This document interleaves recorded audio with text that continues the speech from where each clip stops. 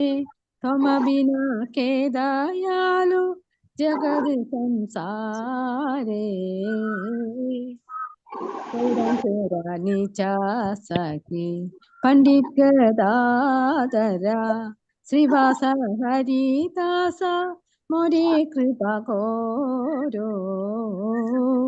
गौरांगी चा सखी पंडित गदाधरा श्रीवास हरिदास मोरे कृपा करो। श्री कृष्ण चैतन्य प्रभु दया करो मोरे।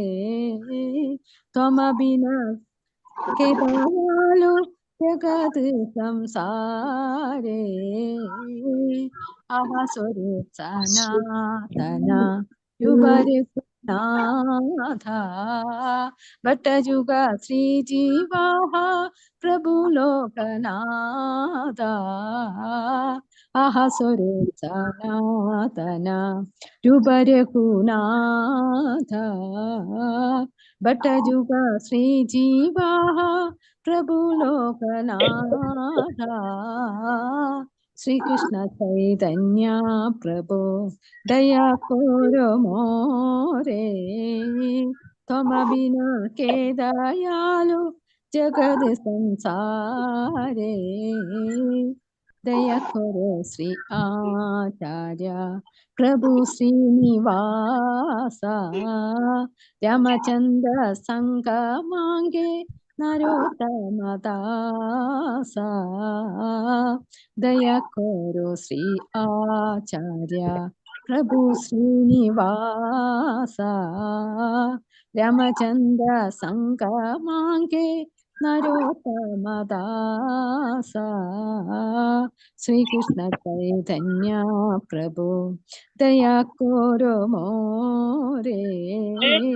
त्वमबिना के दयालु जगद संसारे। हरे कृष्ण कृष्ण कृष्ण हरे हरे हरे राम राम राम हरे हरे। श्रील प्रभात की जय। श्री गुरु महाराज की जय। हरे कृष्ण माताजी। ഹരേ കൃഷ്ണ. നന്നായിട്ട്. Thank you so much. പ്രണാമം മാതാജി. ഹരേ കൃഷ്ണ. ഹരേ ഹരേ കൃഷ്ണ. കൃഷ്ണ. ഓം നമോ ഭഗവതേ വാസുദേവായ. ഓം നമോ ഭഗവതേ വാസുദേവായ. ഓം അജ്ഞാനതിമിരാന്തസ്യ ജ്ഞാനാഞ്ജനശലാഖയ ചക്ഷുരുന്മീലിതം യേന തസ്മൈ ശ്രീ ഗുരവേ നമഃ. ഹേ കൃഷ്ണ കരുണാ സിന്ധോ ദീനബന്ധോ ജഗത്പദേ ഗോപേശ ഗോപികാകാന്ത രാധാകാന്ത നമോസ്തുതേ. തപ്തകാഞ്ചന ഗൗരാംഗീ രാധേ വൃന്ദാവനേശ്വരി വൃഷഭാനുസുതേ ദേവി പ്രണമാമി ഹരിപ്രിയേ. ജയ ശ്രീ കൃഷ്ണ ചൈതന്യ പ്രഭു നിത്യാനന്ദ ശ്രീ അദ്വൈത ഗദാധര ശ്രീവാസാദി ഗൗരഭക്തവൃന്ദ. ഹരേ കൃഷ്ണ കൃഷ്ണ കൃഷ്ണ ഹരേ ഹരേ ഹരേ രാമ രാമ രാമ ഹരേ ഹരേ. ഹരേ കൃഷ്ണ കൃഷ്ണ കൃഷ്ണ ഹരേ ഹരേ ഹരേ രാമ രാമ രാമ ഹരേ ഹരേ. ശ്രീ ശ്രീ രാധാ ഗോവിന്ദ് കി ജയ്. ശ്രീല പ്രഭുപാദ് കി ജയ്. ഗുരു മഹാരാജ് കി ജയ്. ഹരേ കൃഷ്ണ. എല്ലാവർക്കും സ്വാഗതം. ഹരേ കൃഷ്ണ. ഹരേ കൃഷ്ണ. അപ്പൊ എൻഡ് ഓഫ് ദ ക്ലാസ് അല്ലെ, 18ാമത്തെ ദിവസത്തേക്ക് വന്നു. ഇസ്കോൺ ബാംഗ്ലൂരിൽ നിന്നുള്ള ഭഗവത്ഗീത പഠനം നമ്മള് 18ാം ദിവസത്തിലേക്ക് വന്നിരിക്കുന്നു. അപ്പോ ഒരു പിതാവ് കുഞ്ഞിനെ കൈപിടിച്ച് നടത്തുന്നത് പോലെയാണ് അല്ലെ ഭഗവാൻ നമ്മൾക്ക് വേണ്ട നിർദ്ദേശങ്ങളൊക്കെ അർജുനനിലൂടെ നൽകിക്കൊണ്ട് അല്ലെ ആധികാരികമായിട്ട് തന്റെ ദൈവികത പറഞ്ഞില്ല എന്നുണ്ടെങ്കിൽ എങ്ങനെയാ നമ്മൾ പിന്നെ അദ്ദേഹത്തിനെ ശരണം പ്രാപിക്കുക അല്ലെ? എങ്ങനെ ഈ ജീവാത്മാക്കൾക്കൊക്കെ സദ്ഗതി ഉണ്ടാവും? അതിനായിട്ട് എല്ലാം പറഞ്ഞു തന്നു. ഭഗവത്ഗീതയിലെ അവസാന അധ്യായത്തിലേക്ക് കടക്കുന്നു. തന്റെ സ്വധർമ്മത്തിൽ നിന്ന് വിമുഖത കാണിച്ച അർജുനനെ കർമ്മോത്സുകനാക്കുകയാണ് ഭഗവാൻ ചെയ്തത്. പിന്നീട് ആ കർമ്മം തന്നെ നിഷ്കാമമായിട്ട് ചെയ്യാൻ പറഞ്ഞു. അതൊരു വ്യക്തിയെ ആത്മസാക്ഷാത്കാരത്തിൽ എത്തിക്കും എന്നും പറഞ്ഞു. തുടർന്ന് ആ സത്യദർശനത്തിനുള്ള ഘട്ടങ്ങളായിട്ട് പല യോഗങ്ങളെ പറഞ്ഞു. എന്തൊക്കെയായാലും മനുഷ്യന്റെ ആത്യന്തിക ലക്ഷ്യം മോക്ഷം തന്നെ എന്ന് ഭഗവാൻ ഉറപ്പിച്ചു പറഞ്ഞു. അതിന് കർമ്മഫലേച്ഛ അതൊക്കെ ത്യജിക്കണം. ഒരു വ്യക്തിയെ സന്യാസത്തിലേക്കും മോക്ഷത്തിലേക്കും നയിക്കുന്ന മാർഗങ്ങളെ കുറിച്ച് വിവരിക്കുന്നുണ്ട്. സന്യാസത്തെ കുറിച്ച് ഭഗവാൻ വിവരിക്കുന്നുണ്ട്. കൂടാതെ മനുഷ്യന്റെ അവബോധത്തിലും കർമ്മങ്ങളിലുമുള്ള ത്രിഗുണങ്ങളുടെ പ്രഭാവങ്ങളെ കുറിച്ചും ഭഗവാൻ ഇവിടെ വിവരിക്കും. അദ്ദേഹം ബ്രഹ്മസാക്ഷാത്കാരത്തെയും ഭഗവത്ഗീതയുടെ മാഹാത്മ്യത്തെയും ഗീതയുടെ അന്തിമമായിട്ടുള്ള നിഗമനങ്ങളെ കുറിച്ച് ഒക്കെ ഇവിടെ വിവരിക്കും. ധർമ്മത്തിന്റെ പരമോന്നതമായിട്ടുള്ള ആ മാർഗം എന്നത് ഭഗവാൻ കൃഷ്ണനില് നിരുപാധികവും പ്രേമയുതവുമായ ശരണാഗതി അടയുക. അതാണ്. അതൊരു വ്യക്തിയെ എല്ലാ പാപങ്ങളിൽ നിന്നും മുക്തനാക്കി പൂർണ്ണമായ ഉദ്ബുദ്ധിയിലേക്ക് ആനയിക്കും. കൃഷ്ണന്റെ സനാതനമായ ആത്മീയ ധാമത്തിലേക്ക് മടങ്ങിയെത്താൻ ഒരാളെ പ്രാപ്തനാക്കുകയും ചെയ്യും.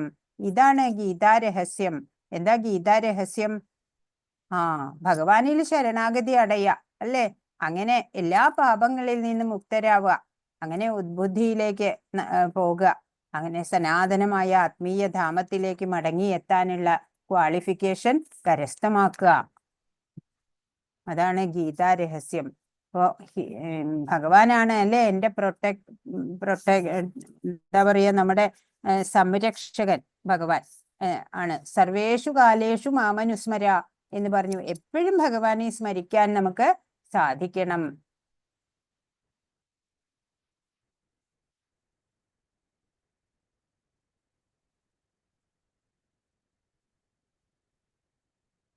സുമിത്ര മാതാജി എത്തിയില്ല അല്ലെ?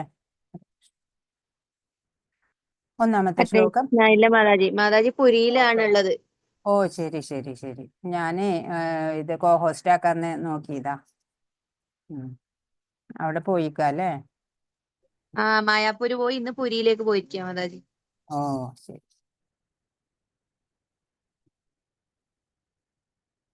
അപ്പൊ ഒന്നാമത്തെ ശ്ലോകം. അർജുന ഉവാച സന്യാസസ്യ മഹാബാഹോ തത്വമിച്ഛാമി വേദിതും ത്യാഗസ്യ ച ഹൃഷീകേശ പൃഥക്കേശി നിഷൂദന. അർജുനൻ പറഞ്ഞു, മഹാബാഹുവായ കൃഷ്ണ, കേശിയെ ഹനിച്ചവനും ഇന്ദ്രിയങ്ങളുടെ നാഥനുമായ ഭഗവാനെ, ത്യാഗത്തിന്റെയും സന്യാസത്തിന്റെയും ഉദ്ദേശം എന്തെന്നറിയാൻ ആഗ്രഹമുണ്ട്. വീണ്ടും ചോദിക്കുകയാണ്. കേശിയെ ഹനിച്ചവൻ, കേശി എന്നുള്ള അസുരനെ ഹനിച്ചവനായതുകൊണ്ട് കേശവൻ എന്ന് പേര് ഭഗവാന്. ഇന്ദ്രിയങ്ങളുടെ നാഥനായിട്ടുള്ള ഭഗവാനെ ഹൃഷീകേശ എന്ന് പറഞ്ഞ ഇന്ദ്രിയങ്ങളുടെ നാഥൻ. അപ്പൊ ത്യാഗത്തിന്റെയും സന്യാസത്തിന്റെയും ഉദ്ദേശം എന്താണ് എന്ന് ചോദിക്കുകയാണ്. വാസ്തവത്തില് 17-ാം അധ്യായത്തിൽ തന്നെ ഭഗവത്ഗീത അവസാനിക്കുന്നുണ്ട്. എല്ലാത്തിൻ്റെയും സംക്ഷിപ്തമായിട്ടുള്ള ഒരു അനുബന്ധം, ഒരു അനക്സർ എന്നൊക്കെ പറയും 18-ാം അധ്യായം. ഭക്തിപൂർവമായ ഭഗവത് സേവനമാണ് ജീവിതത്തിന്റെ പരമലക്ഷ്യം എന്ന് ഭഗവത്ഗീതയിലുടനീളം ഭഗവാൻ പറയുന്നുണ്ട്. അത്യന്ത രഹസ്യമായിട്ടുള്ള ജ്ഞാനവും അത് തന്നെയാണ്. ആദ്യ 6 അധ്യായങ്ങളില് ഭക്തിഭരിതമായ സേവനത്തിനാണ് പ്രാധാന്യം നൽകിയത്. പിന്നീടുള്ള 6 അധ്യായം ഭക്തിയുത സേവനത്തിന്റെ സ്വഭാവവും പ്രവർത്തന രീതിയും വിവരിച്ചു. ശേഷം 6 അധ്യായങ്ങളില് ജ്ഞാനം, ത്യാഗം, ഭൗതിക ആധ്യാത്മിക പ്രകൃതികളുടെ പ്രവർത്തനം, ഭഗവത് സേവനം എന്നിവയൊക്കെയാണ് വരുന്നത്. അപ്പോ ഇവിടെ ഒരു കുതിര കാണുന്നുണ്ട് അല്ലെ? ഇത് കംസൻ പറഞ്ഞയച്ചിട്ട് കൃഷ്ണനെ കൊല്ലാൻ വന്ന ഒരു അസുരനാണ്. ഭീമാകാരമായ രൂപത്തിലുള്ള ഒരു കുതിരയുടെ രൂപത്തില് കേശി എന്നുള്ള അസുരൻ വരികയാണ്. അവന്റെ ഈ കുതിരയുടെ കുഞ്ചിരോമങ്ങളെ, മേഘങ്ങളെയൊക്കെ ഛിന്ന ഭിന്നമാക്കിക്കൊണ്ടാണ് ഗോകുലത്തിലേക്ക് വരുന്നത്. അങ്ങനെ എല്ലാരും, ഗോപന്മാരും എല്ലാരും കണ്ടു പേടിക്കുകയാണ്. അപ്പോ കൃഷ്ണൻ വേഗം അതിന്റെ മുമ്പിൽ ചെന്ന് നിന്നപ്പോ അത് കാലുകൊണ്ട് തൊഴിക്കാൻ നോക്കി. അപ്പോ കാല് പിടിച്ചിട്ട് ആ അസുരനെ, ആ കുതിരയെ ദൂരേക്ക് വലിച്ചെറിഞ്ഞു. കുറച്ചു നേരം മോഹാത്സ്യപ്പെട്ട് അവിടെ കിടന്നതിന് ശേഷം വീണ്ടും എഴുന്നേറ്റ് കൃഷ്ണനെ വായ്ക്കുള്ളിലാക്കാൻ വേണ്ടി ഓടി വരികയാണ്, വായും തുറന്നുകൊണ്ട്. അപ്പോൾ കൃഷ്ണന് കൈ വായ്ക്കുള്ളിലാക്കി, എന്നിട്ട് കൈ വലുതാക്കാൻ തുടങ്ങി. അങ്ങനെ അതിന്റെ പല്ലുകളൊക്കെ കൊഴിഞ്ഞു വീഴാൻ തുടങ്ങി. അങ്ങനെ വീണ്ടും വീണ്ടും കൈ ഇങ്ങനെ വലുതായിക്കൊണ്ടിരുന്നു. അങ്ങനെ അതിന് ശ്വാസം മുട്ടി അത് അവിടെ വീണ് ചത്തു. അപ്പോ എല്ലാ ദേവന്മാരും എല്ലാവരും ഇവന്റെ ശല്യം ഉപദ്രവം സഹിക്ക വയ്യാതെ ഇരിക്കുക. എല്ലാവർക്കും സന്തോഷായി. അങ്ങനെയാണ് കേശി എന്നുള്ള അസുരനെ വധിച്ചപ്പോ കേശവൻ എന്ന പേര്. രണ്ടാമത്തെ ശ്ലോകം. ശ്രീ ഭഗവാൻ ഉവാച കാമ്യാനാം കർമ്മണാം ന്യാസം സന്യാസം കവയോ വിദു സർവകർമ്മഫലത്യാഗം പ്രാഹുസ്ത്യാഗം വിചക്ഷണ. ശ്രീ ഭഗവാൻ പറഞ്ഞു, ഭൗതിക വാഞ്ചകൾക്ക് വേണ്ടിയുള്ള കർമ്മങ്ങളെ ഉപേക്ഷിക്കുന്നതാണ് സന്യാസം എന്ന് വിദ്വാൻമാർ പറയുന്നു.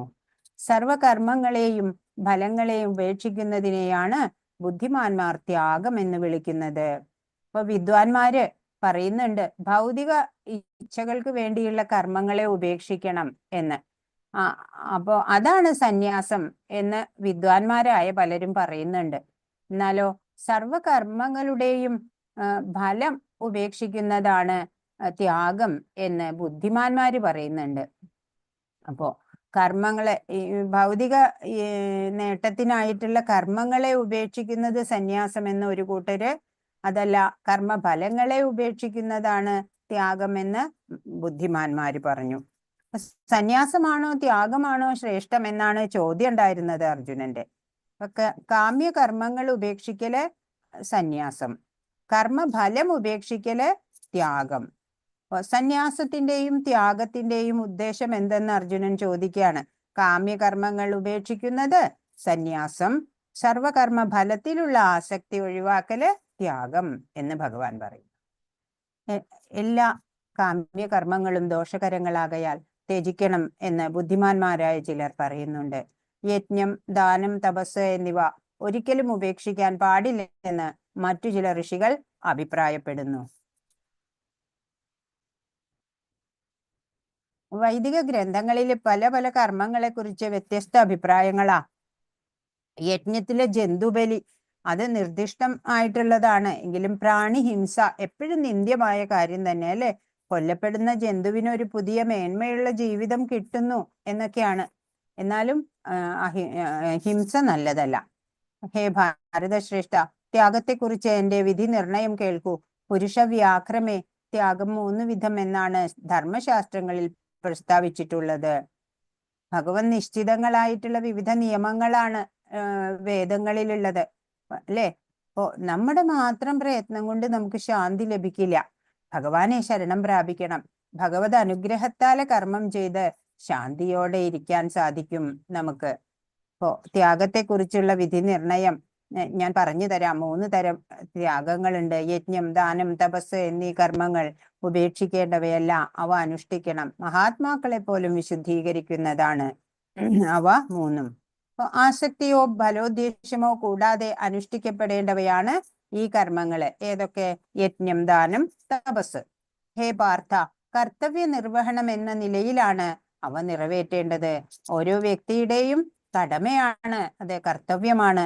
ഇതാണ് എൻ്റെ അന്തിമമായ അഭിപ്രായം. യജ്ഞം, ദാനം, തപസ്സുകളൊക്കെ സ്വന്തം കർത്തവ്യ നിർവഹണം എന്ന നിലയിൽ അനുഷ്ഠിക്കേണ്ടതാണ്. നിയത കർമ്മങ്ങളെ ഒരിക്കലും ഉപേക്ഷിച്ചുകൂടാ. വ്യാമോഹം കൊണ്ട് അങ്ങനെ ചെയ്യുന്നുവെങ്കിൽ ആ ത്യാഗം തമോ ഗുണത്തിലുള്ളതാണ്. ഇനി ത്യാഗം തമോ ഗുണത്തിലെ, രജോ ഗുണത്തിലെ, സത്വഗുണത്തിലെ എങ്ങനെയാണ് എന്ന് പറയാണ്. അപ്പോ നമ്മുടെ നിർദ്ദിഷ്ട കർമ്മങ്ങൾ അല്ലെ, സ്വധർമ്മം ഒരിക്കലും ഉപേക്ഷിക്കരുത്. വ്യാമോഹം കൊണ്ട് അങ്ങനെ ചെയ്താല് ആ ത്യാഗം തമോ ഗുണത്തിൽപ്പെടും. നിയത കർമ്മങ്ങൾ ക്ലേശകരമെന്ന് വെച്ചോ ബുദ്ധിമുട്ടായി കണക്കാക്കിയോ ചെയ്യാതെ ഇരിക്കരുത്. അത്തരം പ്രവൃത്തി ഒരിക്കലും ത്യാഗത്തിന്റെ ഉന്നതിയിലേക്ക് നയിക്കുന്നില്ല. അത് രാജസമായിട്ടുള്ള ത്യാഗാണ് അല്ലെ. നിയത കർമ്മങ്ങള് ടഫായിട്ടുള്ളത് കാണുമ്പോ ഇന്ന് ചെയ്യണ്ട എന്ന് വിചാരിച്ചു വിടുന്നത്. ഹേ അർജുന, ഭൗതിക സംഗ്രഹത്തിനായും ഫലം ഉദ്ദേശിക്കാതെയും തന്റെ കർത്തവ്യമാണെന്ന് മാത്രം കരുതിക്കൊണ്ട് വിധിക്കപ്പെട്ട കർമ്മം ചെയ്യുന്നവന്റെ ത്യാഗം സാത്വികമാണ്. ഭൗതിക നിലനിൽപ്പിന് ആവശ്യമുള്ളതാണ്. അതിന്റെ ഫലം ഉദ്ദേശിച്ചിട്ടല്ല, സ്വന്തം കർത്തവ്യം എന്ന നിലയില് കരുതിയിട്ട് വിധിക്കപ്പെട്ട കർമ്മം ചെയ്യുക. അത് തന്നെ സാത്വിക ത്യാഗം. 12ാമത്തെ ശ്ലോകത്തിന്റെ താല്പര്യമാണ്. താനും കൃഷ്ണനുമായുള്ള ബന്ധത്തെ പറ്റി അറിഞ്ഞുകൊണ്ട് പ്രവർത്തിക്കുന്ന കൃഷ്ണാവബോധ നിഷ്ഠനായ മനുഷ്യൻ എപ്പോഴും മുക്താവസ്ഥയിലാണ്. എന്താണ് നമ്മളും ഭഗവാനുമായിട്ടുള്ള ബന്ധം? ഭഗവത് അംശമാണ് നമ്മള്, അല്ലെ? ഭഗവാൻ പരമാത്മാവാണ്, നമ്മള് ജീവാത്മാവ്. ഭഗവാൻ വിഭുവാണ്, നമ്മള് അണുവാണ്. കൃഷ്ണാവബോധനിഷ്ഠനായ മനുഷ്യൻ എപ്പോഴും മുക്താവസ്ഥയിലാണ്. തന്മൂലം അയാൾക്ക് മരണശേഷം സ്വകർമ്മഫലങ്ങളായ സുഖദുഃഖ അനുഭവങ്ങൾക്ക് ഇടവരുന്നില്ല. അനാസക്തമായും രാഗദ്വേഷരഹിതമായും ഫലാസക്തി കൂടാതെയും നിയന്ത്രിതമായ വിധത്തിൽ ചെയ്യുന്ന കർമ്മം സാത്വികമെന്ന് പറയുന്നു. കർമ്മത്തില് 3 കാറ്റഗറി പറയാണ്. എന്താണ്? ആസക്തി കൂടാതെ, രാഗം ദ്വേഷമൊന്നുമില്ലാതെ, ഫലാസക്തി കൂടാതെ നിയന്ത്രിതമായ വിധത്തിലെ കർമ്മം ചെയ്യുക, അതാണ് സാത്വിക കർമ്മം. തന്റെ ആഗ്രഹം നിറവേറ്റാനായോ മിഥ്യാഹംഭാവം കൊണ്ടോ ഏറെ പ്രയാസപ്പെട്ട് ചെയ്യുന്ന കർമ്മമാണ് രാജസ കർമ്മം. ആഗ്രഹത്തിന് നിറവേറ്റാൻ വേണ്ടിയിട്ട്, അതുപോലെ ഞാൻ ചെയ്യുന്നു എന്ന് കാണിക്കുന്നതിന് വേണ്ടിയിട്ട് അങ്ങനെ ഏറെ പ്രയാസപ്പെട്ട് കർമ്മം ചെയ്യുന്നത് രാജസ കർമ്മം. തുടർന്നുണ്ടാവുന്ന കെട്ടുപാടുകളെയോ അന്യർക്കുണ്ടാവുന്ന നാശത്തെയോ ക്ലേശങ്ങളെയോ അവഗണിച്ചും ശാസ്ത്ര നിർദ്ദേശങ്ങൾക്കെതിരായും വ്യാമോഹം മൂലം ചെയ്യുന്ന കർമ്മം താമസ കർമ്മം. അപ്പൊ എന്താണ്? നമ്മൾ പറഞ്ഞു, തമോ ഗുണക്കാര് അല്ലെ ചെയ്യുന്ന പ്രവൃത്തി അവർക്കും ഉപകാരത്തിനാവില്ല, മറ്റുള്ളവർക്കും ഉപകാരമില്ല, അല്ലെ? അന്യർക്കുണ്ടാവുന്ന നാശം, ക്ലേശം ഇതൊന്നും അയാൾക്ക് വിഷയമല്ല, അല്ലെ? ശാസ്ത്ര നിർദ്ദേശങ്ങൾക്കൊക്കെ എതിരായിട്ട് ചെയ്യുന്ന കർമ്മം താമസകർമ്മം. ഇനി ബുദ്ധിയിൽ 3 ടൈപ്പാണ് പറയുന്നത്. ചെയ്യേണ്ടതും ചെയ്തു കൂടാത്തതും എന്ത്? ഭയപ്പെടേണ്ടതും ഭയപ്പെടേണ്ടാത്തതും എന്ത്? ബന്ധത്തിനും മോക്ഷത്തിനും കാരണമാവുന്നത് എന്ത് എന്നെല്ലാം അറിയുന്നതാണ് സാത്വികമായ ബുദ്ധി. എന്ത് പ്രവൃത്തിയാണ് നമുക്ക് ചെയ്യേണ്ടത്, എന്താണ് ചെയ്തു കൂടാത്തത്, എന്തിനെ ഭയപ്പെടണം, എന്തിനെ ഭയപ്പെടേണ്ട, അതുപോലെ ബന്ധനത്തിന് കാരണമാകുന്നത്, മോക്ഷത്തിന് കാരണമാവുന്നത് എന്താണ്, ഇതെല്ലാം അറിയുന്നത് സാത്വികമായ ബുദ്ധി. ധർമ്മമെന്ത്, അധർമ്മമെന്ത്, ചെയ്യേണ്ടതെന്ത്, ചെയ്യരുതാത്തതെന്ത് എന്ന് വേർതിരിച്ചറിയാനാവാത്ത ബുദ്ധി രാജസം, അല്ലെ? ധർമ്മനിഷ്ഠയോടെ പെരുമാറാൻ സാധിക്കാതെ വരിക, അത് രാജസം. വ്യാമോഹത്തിന്റെയും അന്ധകാരത്തിന്റെയും സ്വാധീനതയിൽ അധർമ്മത്തെ ധർമ്മമായും ധർമ്മത്തെ അധർമ്മമായും കരുതി സദാ തെറ്റായ വഴിക്ക് പ്രവർത്തിക്കുന്ന ബുദ്ധി താമസ ബുദ്ധി. അപ്പൊ എന്താണ്? അന്ധകാരം, വ്യാമോഹം, അല്ലെ? അജ്ഞത തന്നെയാണ് അന്ധകാരം. അങ്ങനെ അധർമ്മത്തിനെ ധർമ്മമായിട്ട് കാണുക, ധർമ്മത്തിനെയോ അധർമ്മമായിട്ട് കരുതുക. അങ്ങനെ തെറ്റായ വഴിക്ക് പ്രവർത്തിക്കുന്നത് താമസ ബുദ്ധി കൊണ്ടാണ്. 54-ാമത്തെ ശ്ലോകം. ബ്രഹ്മഭൂത പ്രസന്നാത്മാ നശോചതി നകാംക്ഷതി സർവേഷു ഭൂതേഷു മദ്ഭക്തിം ലഭതേ പരാം. ഈ ആധ്യാത്മിക അവസ്ഥയിൽ എത്തിച്ചേർന്നവൻ പരബ്രഹ്മ സാക്ഷാത്കാരം സിദ്ധിച്ച് പരമാനന്ദം അനുഭവിക്കുന്നു. അയാൾക്ക് ദുഃഖമില്ല, ആഗ്രഹങ്ങളില്ല, സർവഭൂതങ്ങളിലും സമഭാവനയാണ് അയാൾക്കുള്ളത്. ഈ നിലയിൽ അയാൾ വിശുദ്ധ ഭക്തിയോടെ എന്റെ സേവനത്തിൽ മുഴുകുന്നു. എന്താ പറയണേ? ഇങ്ങനെ ബ്രഹ്മഭൂത അവസ്ഥയില് എത്തുക, എല്ലാം ഭഗവാനാണ് എന്നറിയുക, ഭഗവാനെ കുറിച്ചുള്ള പരിപൂർണ ജ്ഞാനം സിദ്ധിക്കുക. അങ്ങനെയുള്ള അവസ്ഥയിൽ എത്തിച്ചേർന്നവര് പരബ്രഹ്മ സാക്ഷാത്കാരം സിദ്ധിച്ച് പരമാനന്ദം അനുഭവിക്കും. അയാൾക്ക് ദുഃഖമില്ല, ആഗ്രഹങ്ങളില്ല, സർവഭൂതങ്ങളിലും സമഭാവനയാണ് ഉണ്ടാവുക. ഈ നിലയിൽ അയാൾ വിശുദ്ധ ഭക്തിയോടെ എന്റെ സേവനത്തിൽ മുഴുകുന്നു. ഭഗവാനെ കുറിച്ച് പൂർണ്ണ ജ്ഞാനം കിട്ടിയവര് ഭഗവത് സേവനത്തിൽ മുഴുകും എന്ന് മുമ്പും പറഞ്ഞു, അല്ലേ? അപ്പൊ അങ്ങനെയുള്ള ആ അവസ്ഥയിൽ എത്തിയ ആള് ദുഃഖങ്ങളോ ആഗ്രഹങ്ങളോ ഒന്നും ഉണ്ടാവില്ല. എല്ലാവരിലും ആ ഭഗവത് ചൈതന്യത്തെ ദർശിക്കുന്നത്. അങ്ങനെ അയാള് വിശുദ്ധ ഭക്തിയോടെ ഭഗവത് സേവനത്തിൽ എപ്പോഴും വ്യാപൃതനാവുന്നു. 55-ാമത്തെ ശ്ലോകം. ഭക്ത്യാ മാം അഭിജാനാതി യാവാന്യശ്ചാസ്മി തത്വദാ തതോ മാം തത്വദോ ജ്ഞാത്വാ വിശദേ തദനന്തരം. ഭക്തിയുത സേവനം കൊണ്ട് മാത്രമേ ഞാനാണ് പരമദിവ്യോത്തമ പുരുഷൻ എന്ന സത്യം അറിയാൻ കഴിയൂ. ആ ഭക്തി കൊണ്ട് തന്നെ എന്നെക്കുറിച്ച് പൂർണ്ണ ബോധം നേടുമ്പോൾ അയാൾക്ക് ദൈവ സാമ്രാജ്യത്തിൽ പ്രവേശിക്കാൻ കഴിയും. അപ്പൊ എന്താ ചെയ്യണ്ടേ? ഭക്തിയുത സേവനം ചെയ്യാൻ സാധിക്കണം, അല്ലെ? എപ്പോഴും അപ്പോഴാണ് ഭഗവാനെ കുറിച്ചുള്ള ആ ഭഗവാന്റെ ശ്രേഷ്ഠതമമായ ആ സ്റ്റാറ്റസ്, ആ അവസ്ഥ നമുക്ക് മനസ്സിലാവുള്ളൂ. ഭഗവാനാണ് പരമ ദിവ്യോത്തമ പുരുഷൻ എന്നുള്ള ആ സത്യം അറിയുക.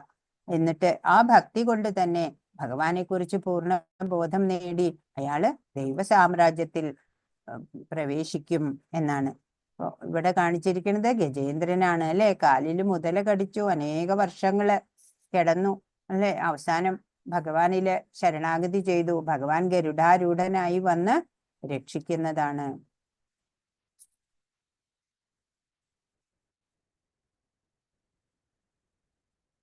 56-ാമത്തെ ശ്ലോകം. സർവകർമാണ്യഭി സദാ കുർവാണോ മദ്വ്യപാശ്രയ മത്പ്രസാദാദവാപ്നോതി ശാശ്വതം പദമവ്യയം. ഏതുതരം പ്രവൃത്തികളിൽ ഏർപ്പെട്ടിരുന്നാലും എന്നെ മാത്രം ആശ്രയിക്കുന്ന എന്റെ വിശുദ്ധ ഭക്തൻ എന്റെ കാരുണ്യത്താലും സംരക്ഷണത്താലും അനശ്വരവും ശാശ്വതവുമായ എന്റെ ധാമം പ്രാപിക്കും. എന്താ പറയണേ?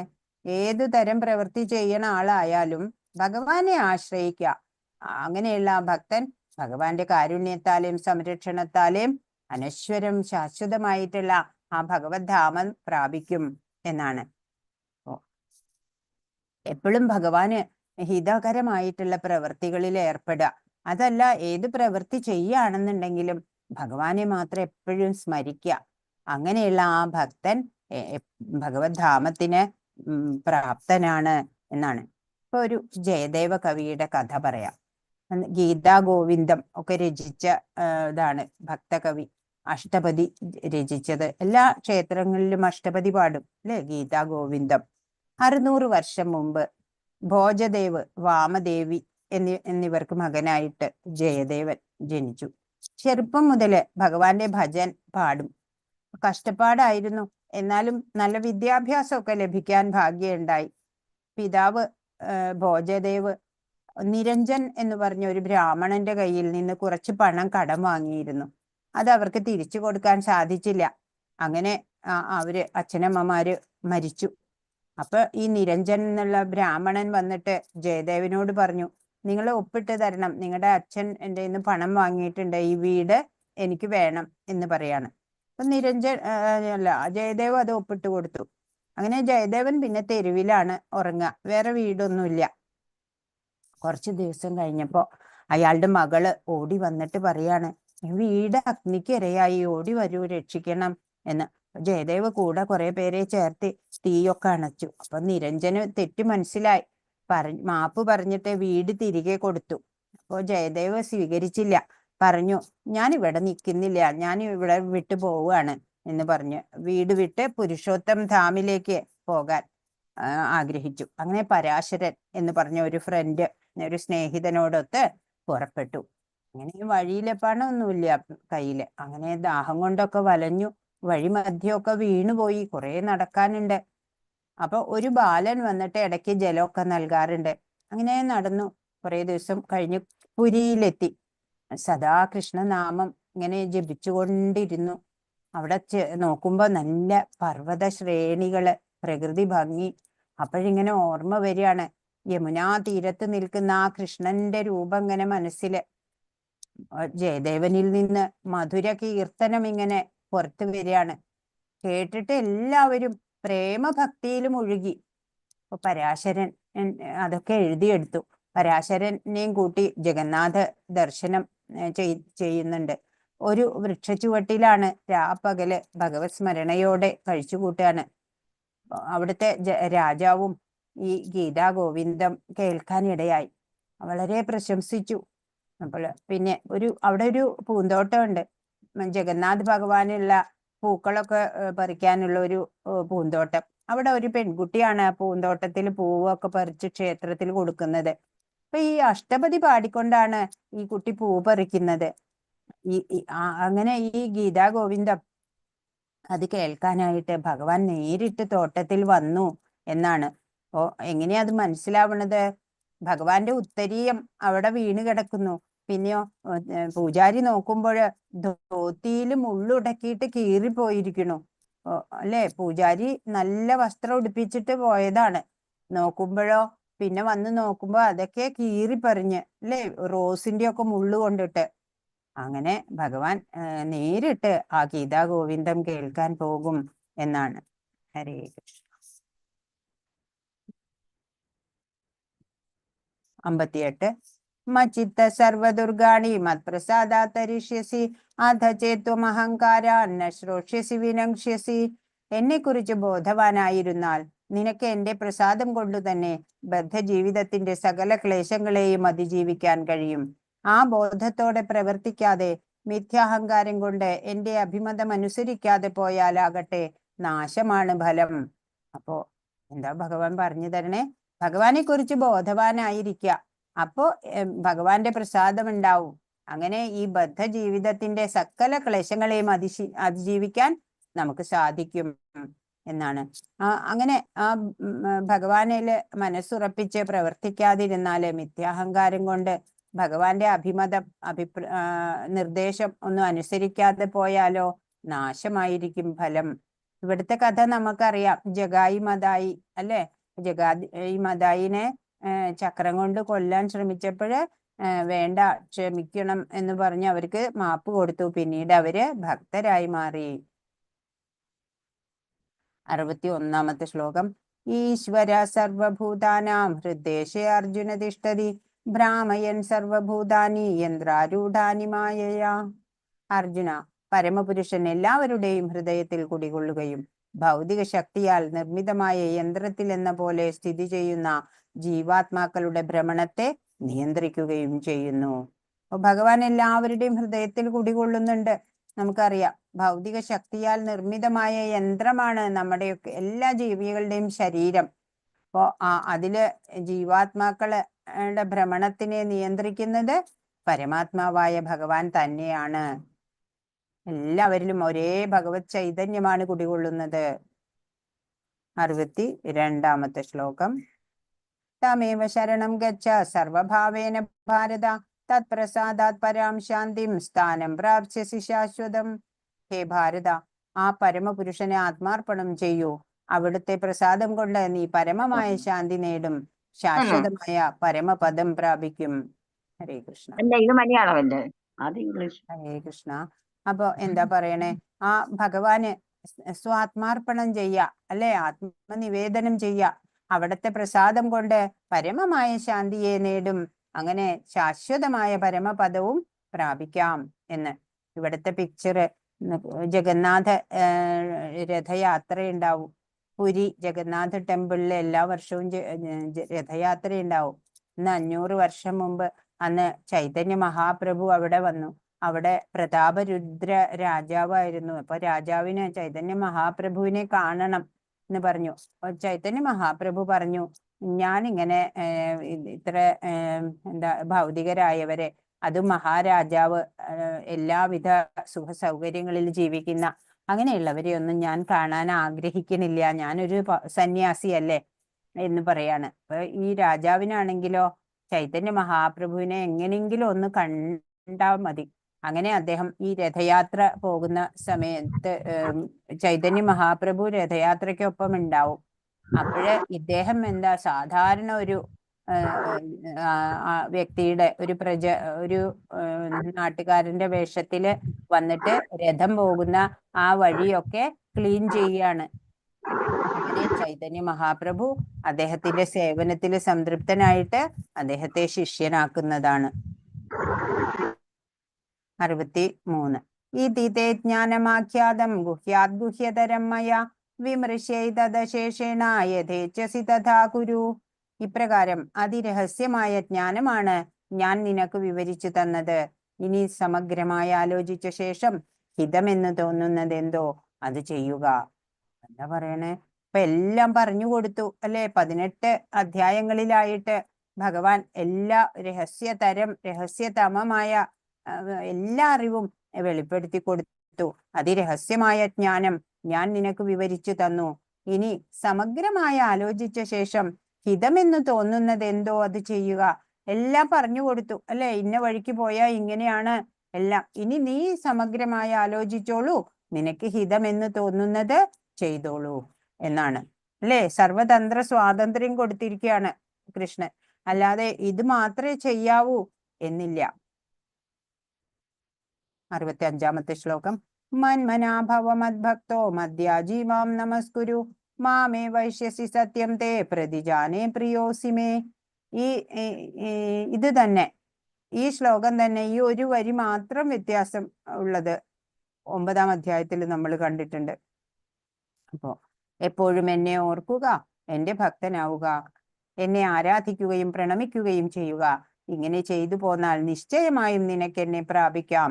ഞാൻ തീർത്തു പറയുന്നു, എന്തെന്നാൽ എനിക്ക് പ്രിയപ്പെട്ടവനാണ് നീ. തീർത്ത് പറയാണ്. ഇനി അവിടെ ഒരു ഡൗട്ടിനും ഇടയില്ല. ഡെഫിനറ്റ്ലി അങ്ങനെ സംഭവിക്കണം. ഭഗവാനെ ഓർക്കുക, ഭഗവാന്റെ ഭക്തനാവുക, ഭഗവാനെ ആരാധിക്കുകയും പ്രണമിക്കുകയും ചെയ്യുക. ഇങ്ങനെ 4 കാര്യങ്ങളെ നമ്മൾ ചെയ്യേണ്ടതുള്ളൂ. ഇത്രയും ചെയ്തു കഴിഞ്ഞാൽ തന്നെ നിശ്ചയമായിട്ടും നമുക്ക് ഭഗവാനെ പ്രാപിക്കാം എന്നാണ്. 66. സർവധർമാൻ പരിത്യജ്യ മാമേകം ശരണം വ്രജ അഹം ത്വാം സർവപാപേഭ്യോ മോക്ഷയിഷ്യാമി മാ ശുച. സർവധർമ്മങ്ങളെയും ത്യജിച്ച് എന്നിൽ ശരണം തേടുക, ഞാൻ നിന്നെ സകല പാപ പ്രതികരണങ്ങളിൽ നിന്നും മോചിപ്പിക്കാം. ഭയപ്പെടേണ്ട. അപ്പൊ എന്താ പറയണേ? ഇത് ഭഗവാൻ ഒടുവിലായിട്ട് പറയുന്ന ശ്ലോകാണ്. സർവധർമ്മങ്ങളെയും ത്യജിച്ചോളൂ. പല പല ധർമ്മങ്ങള് ഒക്കെ പറഞ്ഞു കൊടുത്തു. പക്ഷെ എല്ലാം ത്യജിച്ചോളൂ. നീ എന്നിൽ ശരണാഗതി അടഞ്ഞാ മതി. പിന്നെ ഞാൻ നിന്നെ എല്ലാ പാപ പ്രതികരണങ്ങളിൽ നിന്നും മോചിപ്പിക്കാം. ഒട്ടും ഭയപ്പെടണ്ട എന്ന് വാക്കാണ് ഭഗവാന്റെ. അപ്പോ 68-ാമത്തെ ശ്ലോകം. യൈദം പരമം ഗുഹ്യം മദ്ഭക്തേഷ്വഭിദാസ്യതി ഭക്തിമയി പരാം കൃത്വാ മാമേ വൈശ്യത്യ സംശയ. പരമരഹസ്യമായിട്ടുള്ള ഈ ജ്ഞാനം ഉണ്ടല്ലോ, ഇതിനെ എന്റെ ഭക്തന്മാർക്ക് ഉപദേശിക്കുന്നവന് ശുദ്ധഭക്തിയുത സേവനം സുനിശ്ചിതമാണ്. അവസാനം അയാൾ എന്നിലേക്ക് തിരിച്ചെത്തുകയും ചെയ്യും. ഭഗവാൻ പറയാണ് അല്ലെ, ഈ ഇത്രയും പറഞ്ഞു തന്നുള്ള എല്ലാ രഹസ്യതമമായ ജ്ഞാനം, ആ ജ്ഞാനത്തിനെ എന്റെ ഭക്തന്മാർക്ക് ഉപദേശിക്കുന്നവന് ശുദ്ധഭക്തിയുത സേവനം സുനിശ്ചിതമാണ്. അവസാനം അയാൾ എന്നിലേക്ക് തിരിച്ചെത്തുകയും ചെയ്യും എന്ന്. അപ്പോ ഭഗവത്ഗീത പറഞ്ഞു കൊടുക്കുക അല്ലെ. ഇപ്പൊ നമ്മൾ പഠിക്കുന്നത് ശ്രീല പ്രഭുപാദിന്റെ ബുക്കാണ് അല്ലെ. വളരെ സരളമായിട്ടുള്ള ഭാവാർത്ഥത്തോടു കൂടിയ ബുക്ക്. അത് പഠിക്കുമ്പോ തന്നെ നമുക്ക് ഭഗവത്ഗീതയുടെ പെട്ടെന്ന് ഗ്രഹിക്കാൻ സാധിക്കും. അപ്പൊ പരമ രഹസ്യമായ ഈ ജ്ഞാനം എല്ലാവരും അറിയണം അല്ലെ. എല്ലാ ഭക്തന്മാർക്കും അങ്ങനെ വിതരണം ജ്ഞാനം വിതരണം അതിനാണ് ചൈതന്യ മഹാപ്രഭു ആയിട്ട് കൃഷ്ണൻ വന്നത് അല്ലെ. എല്ലാവർക്കും ജ്ഞാനസഹിത ഭക്തി വിതരണം ചെയ്യാൻ വേണ്ടിയിട്ട്. അങ്ങനെ ഭക്തിയുത സേവനം ചെയ്യുന്നവരാണ് ഭഗവത്ഗീത പറഞ്ഞു കൊടുക്കുന്നവര്. അവസാനം അയാള് എന്നിലേക്ക്, ഭഗവാനിലേക്ക് തന്നെ ചേരുകയും ചെയ്യും എന്ന് ഭഗവാനോട് പറയാണ്. ന തസ്മാൻ മനുഷ്യേഷു കശ്ചിന്മേ പ്രിയകൃത്തമാ ഭവിതാ ന ച മേ തസ്മാദന്യ പ്രിയതരോ ഭുവി. അങ്ങനെയുള്ള ഒരു ഭക്തനേക്കാൾ എനിക്ക് പ്രിയങ്കരനായിട്ട് ഈ ലോകത്തിൽ മറ്റൊരാളില്ല, ഇനി ഒരിക്കലും ഉണ്ടാവുകയുമില്ല. എല്ലാവർക്കും ഭഗവാനെ കുറിച്ച് അറിയണം, അറിയാനുള്ള അവസരം ഉണ്ടാക്കി കൊടുക്കണം. അതാണ് നമ്മളെ കടമ. അപ്പോ ഭഗവാൻ അങ്ങനെയുള്ളവരെ പ്രിയങ്കരനാണ്. ഭഗവാൻ അങ്ങനെയുള്ളവര് പ്രിയങ്കരരാണ്. ഈ ലോകത്തില് മറ്റൊരാളെയും അല്ല പ്രിയം ഭഗവാന്. അങ്ങനെയുള്ളവര് ഇനി ഉണ്ടാവില്ല. എന്ത് വേണം? ഭഗവാനെ കുറിച്ച് എല്ലാവർക്കും അറിയാൻ അവസരങ്ങൾ കൊടുക്കണം. ശ്രീല പ്രഭുപാദ് അതാണ് ചെയ്തത് അല്ലെ. കേവലം നമ്മുടെ നാട്ടിലെ ഭാരതത്തിൽ മാത്രമല്ല, ലോകമെമ്പാടും കൃഷ്ണ പ്രേമം എല്ലാവരുടെ ഉള്ളിലുമുണ്ട്. അപ്പൊ അതൊക്കെ പ്രബലമാക്കാൻ വേണ്ടി ഹരേ കൃഷ്ണ മഹാമന്ത്രം ലോകമെമ്പാടും പ്രചരിപ്പിച്ചു. നമ്മുടെ ശാസ്ത്രജ്ഞാനം അല്ലെ, ഭഗവത്ഗീത, ശ്രീമദ് ഭാഗവതം എല്ലാം എല്ലാവർക്കും അറിയാനായിട്ടുള്ള അവസരം ഉണ്ടാക്കി കൊടുത്തു അല്ലെ ശ്രീല പ്രഭുപാദ്. 70-ാമത്തെ ശ്ലോകം ത്തിന്റെ താല്പര്യം. നമ്മൾ തമ്മിൽ നടത്തുന്ന പാവനമായ ഈ സംഭാഷണം പഠിച്ചറിയുന്നവർ ബുദ്ധി കൊണ്ട് എന്നെ ആരാധിക്കുകയാണ് ചെയ്യുന്നതെന്ന് ഞാൻ പ്രഖ്യാപിക്കുന്നു. ഭഗവത്ഗീത പഠിക്കണവരെ എന്താ ചെയ്യണത്? ബുദ്ധി കൊണ്ട് ഭഗവാനെ ആരാധിക്കുക തന്നെയാണ് ചെയ്യുന്നത്. അത് ഭഗവാൻ ഡിക്ലെയർ ചെയ്തിരിക്കണു. ഇനിയിപ്പോ എന്താ വേണ്ടത്? ഇപ്പൊ ഭഗവത്ഗീത എന്നും നമ്മള് പഠിച്ചുകൊണ്ടിരിക്കുക. എത്ര പഠിച്ചാലും പുതിയ പുതിയ കാര്യങ്ങളാണ് അത് ഗ്രഹിക്കാൻ സാധിക്കുക നമുക്ക്. ആദ്യം കുറച്ചേ ഗ്രഹിക്കാൻ പറ്റുള്ളൂ. അല്ലെ പിന്നെയും പിന്നെയും നമ്മൾ അത് പഠിക്കുമ്പോ കൂടുതൽ കൂടുതൽ അർത്ഥവത്തായ കാര്യങ്ങൾ അതിൽ നിന്ന് ഉരുത്തിരിഞ്ഞു വരുന്നതായിട്ട് കാണാം. അതുകൊണ്ട് തന്നെ 12,04,00,000 വർഷം മുമ്പ് വിവസ്വാന് ഉപദേശിച്ച ആ ഭഗവത്ഗീത അതേ സിലബസ് ആണ് ഇന്നും കൂടുതൽ പ്രസക്തമായിട്ട്, അല്ലെ? ആ ഭഗവത്ഗീതയുടെ മേന്മ വർദ്ധിച്ചു വരുന്നതേ ഉള്ളൂ, അല്ലാതെ കുറയുന്നില്ല. അപ്പോ അങ്ങനെയുള്ള ആ ഭഗവാന്റെ നിർദ്ദേശങ്ങള്, സന്ദേശങ്ങള്, ഇൻസ്ട്രക്ഷൻസ്, ആജ്ഞകള് എല്ലാം നമ്മൾ പഠിച്ച് അറിയുക. അങ്ങനെയുള്ളവര് ബുദ്ധി കൊണ്ട് ഭഗവാനെ ആരാധിക്കുക തന്നെയാണ് ചെയ്യുന്നത്. പിന്നെ പഠിച്ചറിഞ്ഞാൽ മാത്രം പോരാ, അത് നമ്മുടെ ജീവിതത്തില് പ്രാവർത്തികമാക്കാനും നമുക്ക് കഴിയണം. കുന്തിപുത്രനായ ധനഞ്ജയ, നീ ഇതെല്ലാം ശ്രദ്ധയോടുകൂടി കേട്ടില്ലേ? അജ്ഞാനത്തിൽ നിന്നുള്ളവായ നിന്റെ വ്യാമോഹം ഇപ്പോൾ നീങ്ങിയില്ലേ? എല്ലാ ഉപദേശങ്ങളും കഴിഞ്ഞിട്ട് ഭഗവാൻ ചോദിക്കുകയാണ്, നിനക്കിപ്പോ അജ്ഞാനമൊക്കെ നീങ്ങി വ്യാമോഹമൊക്കെ നീങ്ങിയില്ലേ എന്ന്. അപ്പൊ അർജുനൻ പറഞ്ഞു, അല്ലയോ പ്രിയപ്പെട്ട കൃഷ്ണ, ഹേ അച്യുത, ഇപ്പോൾ എന്റെ വ്യാമോഹം തീർന്നു. അങ്ങയുടെ കരുണ കൊണ്ട് ബുദ്ധി തിരിച്ചു കിട്ടി. ഞാനിപ്പോൾ ദൃഢനും സംശയരഹിതനുമാണ്. അങ്ങയുടെ ആജ്ഞ അനുസരിച്ച് പ്രവർത്തിക്കാൻ തയ്യാറായിരിക്കുന്നു. അപ്പൊ പറഞ്ഞു, ഉവ്വ് കൃഷ്ണ, പ്രിയപ്പെട്ട കൃഷ്ണ, അച്യുത എന്നൊക്കെയാണ് വിളിക്കണേ. ഇപ്പൊ എന്റെ വ്യാമോഹമൊക്കെ തീർന്നു. അങ്ങയുടെ കാരുണ്യത്താലാണ് എനിക്ക് പഴയ പോലെ ബുദ്ധി തിരിച്ചു കിട്ടിയിരിക്കുന്നു. ഇപ്പൊ ഞാന് ദൃഢനാണ്, സംശയരഹിതനാണ്. ഇനി അങ്ങയുടെ ആജ്ഞ പോലെ പ്രവർത്തിക്കാൻ ഞാൻ തയ്യാറാണ് എന്ന് അർജുനനും പറഞ്ഞു. സഞ്ജയൻ ഇതിന്റെയൊക്കെ ഒരു മാനസികമായ ചിത്രീകരണം അവിടെ ധൃതരാഷ്ട്ര രാജാവിന് കൊടുത്തോണ്ടിരിക്കുകയാണ്, അല്ലെ? അപ്പോ സഞ്ജയൻ പറയാണ് ഇപ്രകാരം, മഹാത്മാക്കളായ കൃഷ്ണ അർജുനന്മാർ തമ്മിൽ നടന്ന ഈ സംഭാഷണം ഞാൻ കേട്ടു. അത്ഭുതകരമായ ആ സന്ദേശം എന്നെ കോൾമയിർക്കൊള്ളിക്കുന്നു. യോഗേശ്വരനായ കൃഷ്ണൻ തന്നെ അർജുനന് പരമരഹസ്യമായ ഈ യോഗം ഉപദേശിച്ചത് വ്യാസദേവന്റെ അനുഗ്രഹത്താൽ എനിക്ക് നേരിട്ട് കേൾക്കാൻ ഇടവന്നു. അപ്പോ സഞ്ജയൻ പറഞ്ഞു കൊടുക്കാണ് ധൃതരാഷ്ട്രർക്ക്, മഹാത്മാക്കളാണ് കൃഷ്ണനും അർജുനനും, അല്ലെ? രണ്ടുപേരും തമ്മിൽ നടന്ന ഈ സംഭാഷണം ഞാൻ കേട്ടു. അത്ഭുതകരമായിട്ടുണ്ട് ആ സന്ദേശങ്ങളൊക്കെ. അതെന്നെ കോൾമയിർക്കൊള്ളിക്കുന്നു. യോഗേശ്വരനായ കൃഷ്ണൻ തന്നെ അർജുനന് പരമരഹസ്യമായ ഈ യോഗമെല്ലാം ഉപദേശിച്ചു. വ്യാസദേവന്റെ അനുഗ്രഹത്താല് എനിക്ക് നേരിട്ട് കേൾക്കാൻ ഇടവന്നു. കാരണം വ്യാസദേവനാണ് സഞ്ജയന് ദിവ്യ ചക്ഷുസ് നൽകിയത്. കൃഷ്ണാർജുനന്മാരുടെ അത്ഭുതകരമായ ഈ പുണ്യ സംവാദം വീണ്ടും വീണ്ടും ഓർത്തോർത്ത് ഞാൻ അനുനിമിഷം ആനന്ദപുളകിതനാകുന്നു രാജാവേ. അപ്പൊ പറയാണ്, സഞ്ജയൻ ഒരു സാത്വികനാണ്, അല്ലെ? ഭഗവത് ഭക്തനാണ്. പറയാണ്, കൃഷ്ണാർജുനന്മാരുടെ അത്ഭുതകരമായ ഈ പുണ്യമായിട്ടുള്ള ഈ സംവാദം വീണ്ടും വീണ്ടും ഓർത്ത് ഞാൻ അനുനിമിഷം ആനന്ദപുളകിതനാവാണ് രാജാവേ എന്ന്. അല്ലയോ രാജാവേ, കൃഷ്ണന്റെ അത്ഭുതാവഹമായ ആ രൂപം ഓർക്കും തോറും എനിക്ക് വിസ്മയം വർദ്ധിക്കുന്നു. വീണ്ടും വീണ്ടും സന്തോഷമുണ്ടാകുന്നു. അപ്പോ ആ വിശ്വ രൂപം കാണിച്ചു, അല്ലെ? യൂണിവേഴ്സൽ ഫോം കാണിച്ചു, അല്ലെ?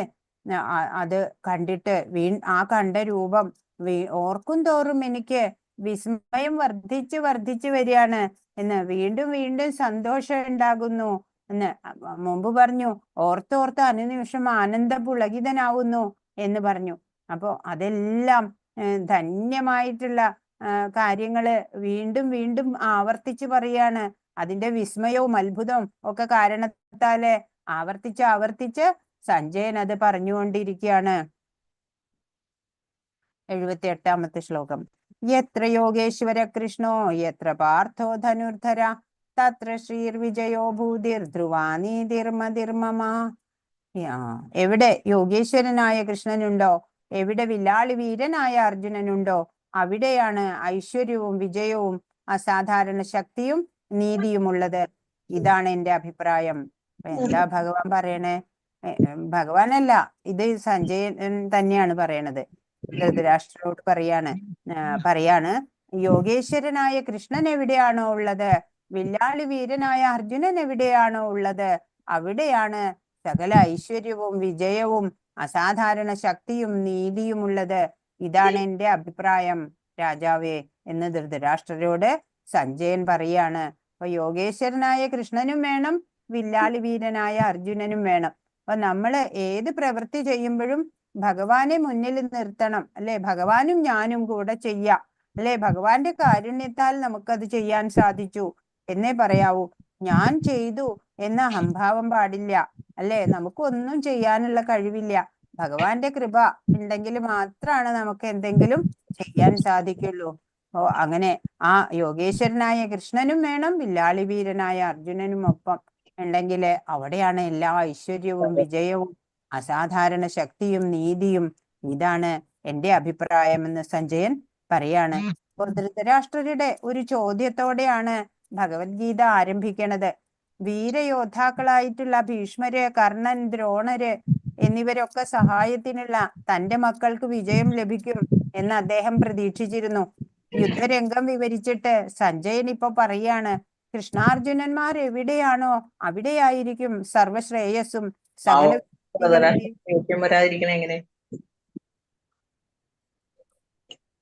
സകല വിഭൂതികളുടെയും ഉറവിടമാകുന്നു കൃഷ്ണൻ. അപ്പൊ യുദ്ധം ദുര്യോധനനും യുധിഷ്ഠിരനും തമ്മിലാണ്. ജ്യേഷ്ഠൻ യുധിഷ്ഠിരന് വേണ്ടി പൊരുതാണ് അർജുനൻ.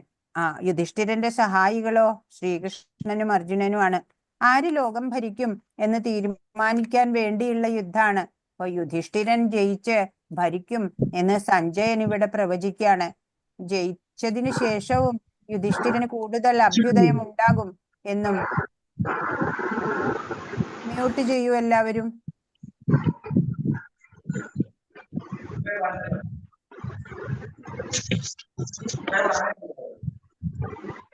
ജയിച്ചതിനു ശേഷം യുധിഷ്ഠിരൻ കൂടുതൽ അഭ്യുദയം ഉണ്ടാകും എന്നും അദ്ദേഹം നീതിമാനും ഭക്തനും ധാർമ്മികനുമാണെന്നും സഞ്ജയൻ പറയാണ്. തന്റെ ജീവിതത്തിൽ ഇതുവരെ ഒരു നുണ പോലും യുധിഷ്ഠിരൻ പറഞ്ഞിട്ടില്ല. ഇഷ്ടമായ നീതിശാസ്ത്രം അതാണ് ഭഗവത്ഗീത. തത്വജ്ഞാനപരങ്ങളായ നിഗമനങ്ങളെ കൊണ്ടും ധ്യാനം കൊണ്ടും ആത്മസാക്ഷാത്കാരം കൊണ്ടും നേടുന്നതാണ് ഒരു പ്രക്രിയ എന്ന് ഈ ഭഗവത്ഗീതയിൽ നിന്ന് മനസ്സിലാക്കാം, അല്ലെ? പരമസത്യത്തിനെ അറിയാൻ എന്താ നമ്മൾ ചെയ്യേണ്ടത്?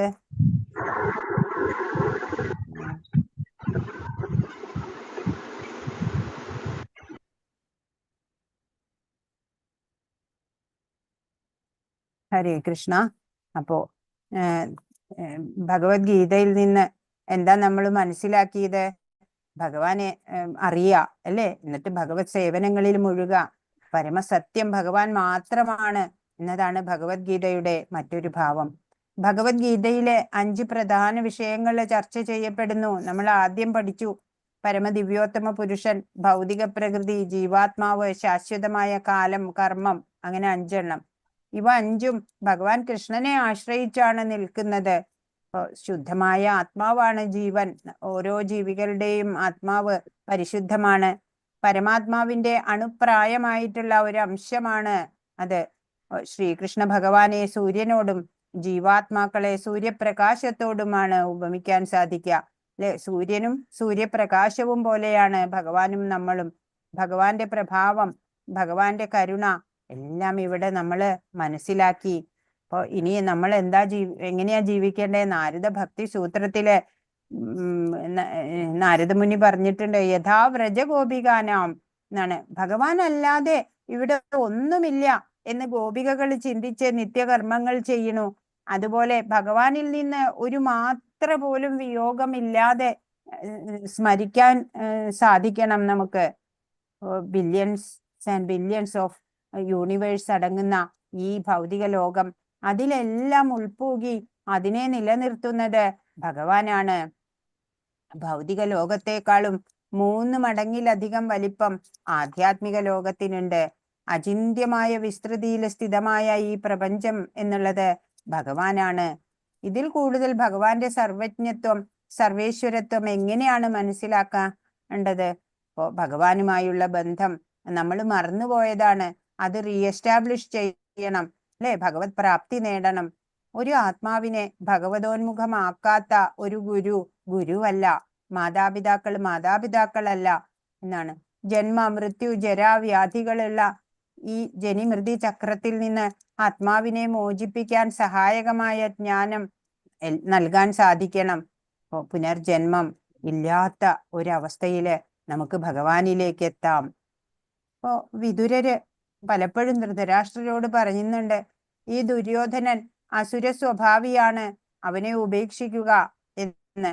പുത്രസ്നേഹത്താല് രാജാവ് അല്ലേ ചെയ്തില്ല. ഇപ്പോഴോ 100 പേര് മരിക്കുകയാണ് യുദ്ധത്തില്. ഭഗവാനെ നമ്മൾ വിളിക്കണം, വിളിച്ചാലാണ് ഭഗവാൻ വരുള്ളൂ. ദ്രൗപദി വിളിക്കുന്നത് വരെ കൃഷ്ണൻ വന്നില്ല. ദ്രൗപദി ചോദിച്ചു, ഞാൻ എത്ര സമയമായി വിഷമിച്ച് നിൽക്കുന്നു, പക്ഷെ നീ എന്നെ വിളിച്ചില്ലല്ലോ എന്ന് കൃഷ്ണൻ. നമ്മൾ സറണ്ടർ ആവണം, ഭഗവാനിൽ ശരണാഗതി ചെയ്യണം. അപ്പോഴാണ് ആ ഭക്തന്റെ എല്ലാ കാര്യവും ഭഗവാൻ ചെയ്യുന്ന. യോഗക്ഷേമം വഹാമ്യഹം എന്ന് ഏ യഥാമാം പ്രപദ്യന്തേ താം തഥൈവ ഭജാമ്യഹം എന്നാണ്. നമ്മൾ എങ്ങനെയാണോ ഭഗവാനോട് എത്ര സിൻസിയർ ആയിട്ട് സമീപനം ഉണ്ടോ അതേപോലെ തിരിച്ചും നമുക്ക് ലഭിക്കും എന്നാണ്. ഈ 18 ദിവസത്തെ ഗീതാധ്യയനം ഒരു ഓട്ടപ്രദക്ഷിണായിരുന്നു അല്ലെ?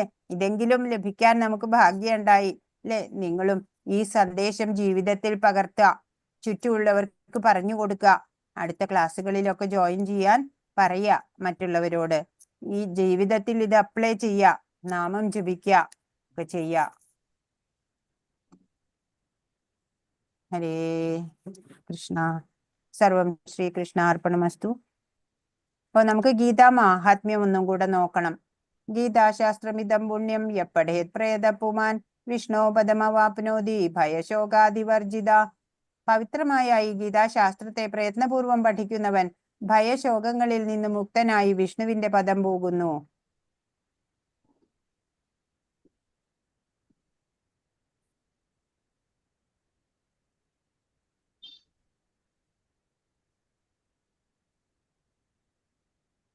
ഗീതാധ്യയനശീലസ്യ പ്രാണായാമപരസ്യ ച നൈവ സന്ധിഃ പാപാനി പൂർവജന്മകൃതാനി ച.